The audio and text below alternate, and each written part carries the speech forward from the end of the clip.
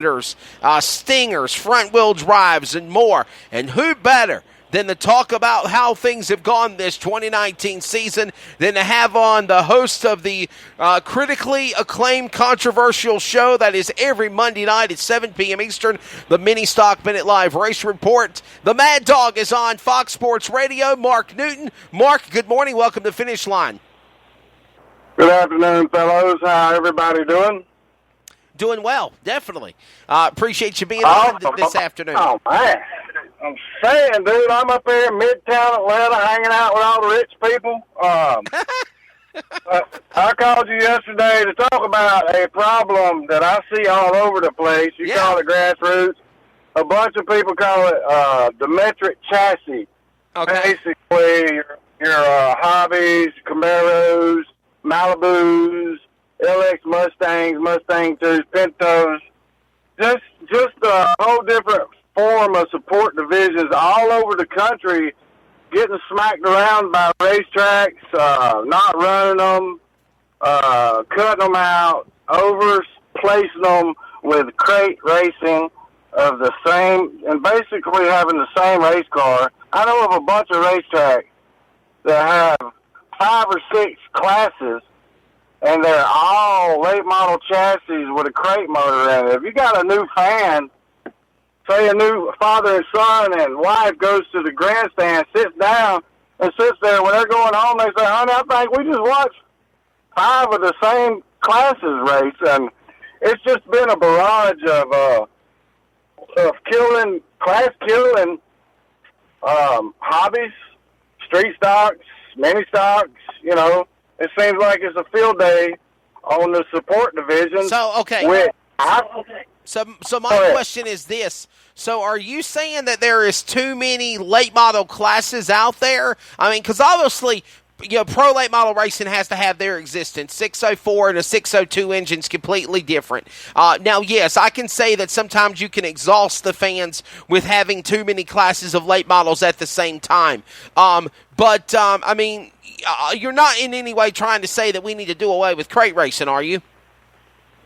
No, I'm not. I'm just saying you don't need to have a racetrack with 6 of the same classes. Right. You know, I mean, they all got the same nose pieces. None of them make different noises. You got to remember what made racing great was the variety of choices in the promotion of a race. There are people passionate about 4-cylinders like me. I've raced big cars. I find my way back to 4-cylinders every time. Right. And there's a group of people that want to see that type of racing every weekend.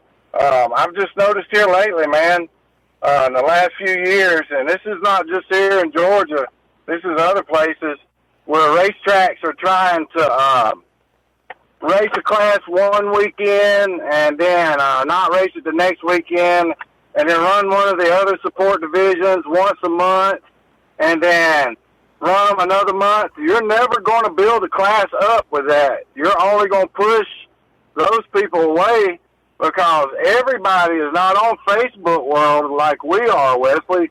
There's a bunch of racers that are a lot more private that don't care about internet and Facebook, and if you're just racing that class once a month, the first time that guy drives to that racetrack, they say, oh, we're not racing y'all tonight. He ain't never coming back again. He ain't going to have nothing good to say about that track. Right. So alternating classes is not an answer just because the car count's low.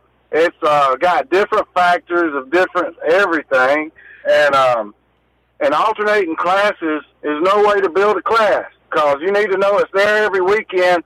That way somebody an hour and a half away, they're like, I don't want to race at my track tonight. Let's go to this other track. Absolutely. And yeah. I feel like that is starting to become an issue. And I see the support classes dwindling away. Hobby class, street stocks, pure stocks, mini stocks. If it wasn't for a few people and a couple series, mini stocks would be in serious trouble because right. Everybody loves to talk about how much a mini stock costs. I want I want to let everybody know you can buy a piece of crap mini stock for $800. You can buy a piece of crap crate late model car for $3,000. A piece of crap's a piece of crap, but when you move up or you move out of a class, the first thing everybody wants to do is bash the class that they just left. Well, when they get to the class that they're so excited about going to, they find out real quick that at the pointed end of the stick, there is the same ordeal. Brand new rockets, brand new crate motors out of the box, sent to places to be rebuilt to get more power. Nice carburetors, nice headers, nice mufflers, nice power steering, all the stuff to hang on it. And then you find out quickly. I shouldn't have said that about my class because this class is actually more expensive than the class that I just moved up from. So, I mean, there's a lot of things going on, a lot of factors that is hurting support classes. It sounds like you have a lot of anger in your life, Mark Newton. You're the mad dog right now. You're mad. Hey, you better be glad we didn't do this yesterday. It would have been ugly. Well, yeah, I was fired up. Yesterday, but this is definitely an issue, man. I mean, you know, it don't take a whole lot of promotion and a very lot of money to get 20 mini stocks to show up, to get 20 front wheel drives to show up, to get 20 street stocks to show up. Because we love our cars, we're passionate about our classes, and most of the time the power to weight ratio makes our classes, the support division, some of the better racing of the night, to where the crate and the supers and the late, they tend to stretch out and do a little train racing. I mean, I've been at this game a long time, man, a long time, since 1989. So it sounds to me like you're a little festered of the fact that there is too many late model classes of the same caliber.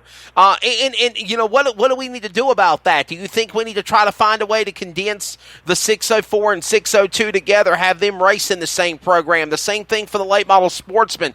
And then do you think, you know, do we add weight? Do we take away weight? Do we, you know, do something as far as in regards to restrictor plates? How can we add these classes, combine them together to eliminate so many late model classes, and in return allowing mini stocks and street stocks and front wheel drives to be able to come and race at more tracks?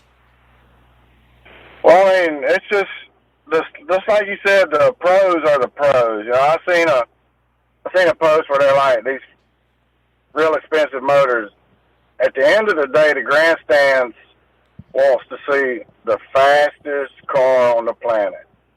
That's what they want to see. Right. Then you can have a crate class, a true crate class. Then after that, you can have you know, some people before the crate they'll have limited before supers. The limited late model class, it gets very confusing. So then you got limited late. I got supers, limited, crates, 602, and I get lost after that. But I feel like it needs to be supers, crates, hobbies, or not a hobby, like a bomber, a super bomber or something, like an old Gigolo chassis with a snout on the front of it. You can run a built motor, or you could run a crate motor, but they can't have the big wing, late model bodies. They got to look like a period car, and then a mini stock, and then a hot shot class or an SCDRA front wheel drive class, and that's what they should have, and they should focus on getting the race fan out of the racetrack and in their car on the way home before 11 p.m. And everybody's going to say, well, how are we going to do that? We got a curfew, we got this. Well, this is how you do it. You start earlier on Saturday. Right. You do all your preliminary races, qualifying and everything before 7 o'clock. You do track prep. You have the national anthem and the drivers' meeting, and then you bust out 6 features in a row, and you get people stepping at 10:30, home at 11. You will pack your racetrack out, you will have more fans than you can handle if you get them on the way home okay, so at 10:30, 11 o'clock. All right, calm down, Mad Dog. So you're saying that the number one thing that you believe is hurting racetracks definitely is time management because it's taking too long to run these shows of entertainment. And I thoroughly agree with you. I think you need to have about a 3.5, 4 hour window to get everything completed. And if you go past that mark, you've got problems and you've got kids yawning. You got kids falling asleep. You got the girlfriend, the wife complaining. You're aggravated yourself because you know it's going to be a late night. And I think it makes the track or the series look like a joke when you run prolonged shows. Now, we understand things happen with the amount of with weather situations, and you have to change things or adapt and change the schedule. But if it's perfectly sunny and 75, not a cloud in the sky, Mark, or full moon Saturday night, then yes, without a doubt, you need to be done by 3.5, 4 hours. Right, and so that comes back into play the crate classes. So I just spit out 5, 6 classes right there. Now we're gonna have to insert 2, if not 3, more classes. A 602 or a 604, however it may be, and a Charger class, this, that, and the other. So the greed is sitting in. You want to slide in them more crate classes, 3 more crate classes, and punish the other classes and the fans in the grandstand. I woke up, I was sick here last week. I woke up on the weekend, and it was about 2:35 in the morning. Hell, they still racing somewhere. I forget what racetrack it was. Right. And I commented on that, and he said there was still 2 more races left at 2:30 in the morning. That makes me want to quit racing, and it all comes down to racetracks trying to run too many classes. Okay, all right. So let me talk under to you. Pressure. Right. Let me talk to you about what happened at Elkins last week with the situation I was under with the Thunder and Lightning, and we're still continuing on with preliminaries. Do you think somebody should have stepped up and said, hey, the fans are here to see features. Let's cut all this preliminary hogwash out and let's run the features, hot lap qualify, then run features? Or do you think that the track was right by continuing on with the program the way they were doing it, knowing weather was imminent? Well, this is my opinion on that.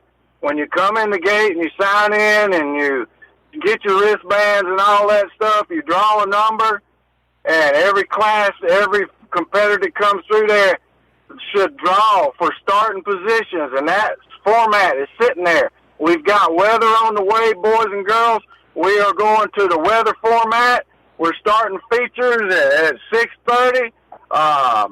And bam, bam, bam, bam. No hot lap qualifying, nothing. We're going to the weather format, and that's the way it is.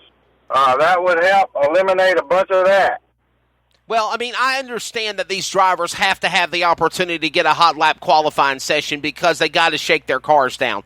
But I could also say that, you do away with the heat races, you do away with the consies in the effort of speeding up the show in weather mode. In weather mode, as we call it quick mode in fast track. Whenever I come over to public address and I say, may I have your attention, please, in the pit area, fast track drivers, we are going into quick mode. That means we are totally changing what the regular schedule is. This is what we have to do to try to get everything completed.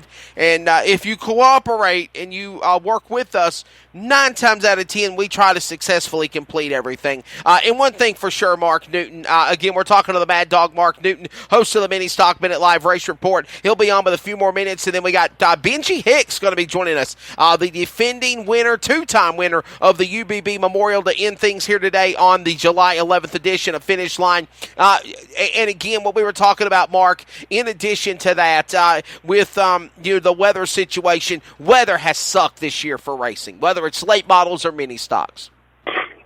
You ain't joking, man.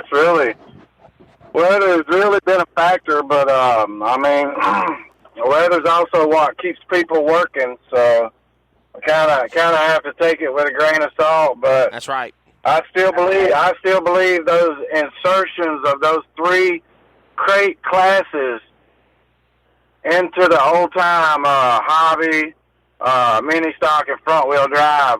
Those three